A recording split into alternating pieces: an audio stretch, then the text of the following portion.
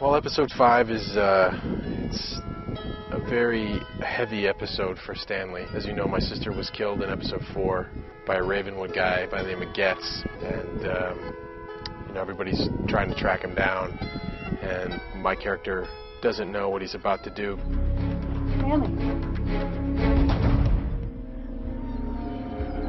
Stanley!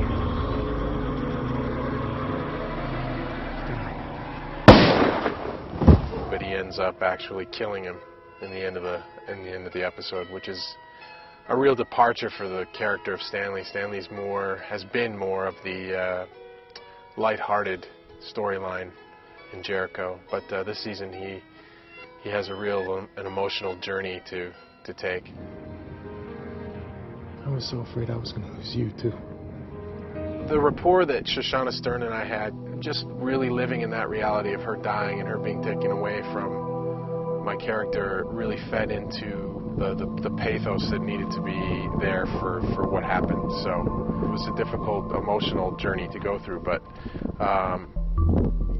when I really concentrated on what was going on in the story and the writing, and the writers are so brilliant on the show, it just sort of all came pretty easy. Not easily, but it was there. It was all there. I just had to just sort of focus on what was going on, and everything came out.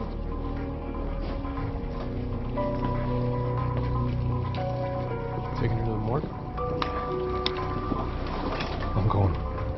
Part of the problem that the writers were having and the producers were having is, like, if Stanley does something like this, will he ever be able to come back to himself, to be that guy again? And the answer is probably no. I mean, once you do something like that, it's hard to recover, but I mean, you change forever. But I think, you know, that it was justified. I mean, someone kills somebody in your family, especially for Stanley. His sister Bonnie is such a huge part of his life. He took, you know, a huge chunk of his life was dedicated to raising her. So when that happens, when she gets murdered, he wants to take care of business. He wants to make sure that her death is avenged.